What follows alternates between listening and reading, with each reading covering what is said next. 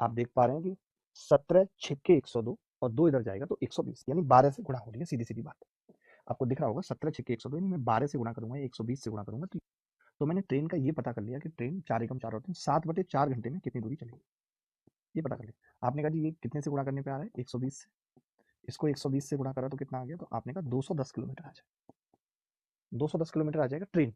कि अगर इस सवाल में ये होता कि ये दूरी ट्रेन को ही चलनी होती 1 सही 3/4 घंटे में तो उत्तर 210 आता। अच्छा आप समझना, अगर ये दूरी बेटा बस को चलनी होती तो आप कहेंगे कि जी बस की स्पीड आधी है ट्रेन से तो बस आधी दूरी चलती है, यानी बस की दूरी पूछता है इतने टाइम में तो 105 किलोमीटर आ जाती। आपसे कार की पूछ रहा है तो मैंने कहा कार का क्या होगा सीन, तो आपने कहा कार 40% ज्यादा चलेगी इससे, यानी 2/5 ज्यादा चलेगी।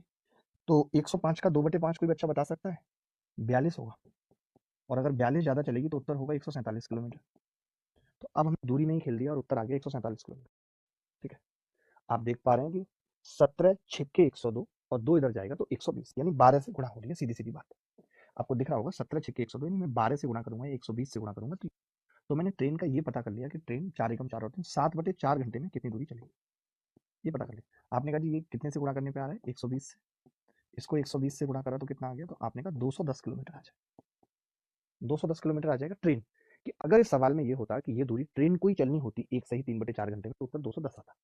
अच्छा आप समझना, अगर ये दूरी बेटा बस को चलनी होती तो आप कहेंगे कि जी बस की स्पीड आधी है ट्रेन से तो बस आधी दूरी चलती है, यानी बस की दूरी पूछता है इतने टाइम में तो 105 किलोमीटर आ जाती।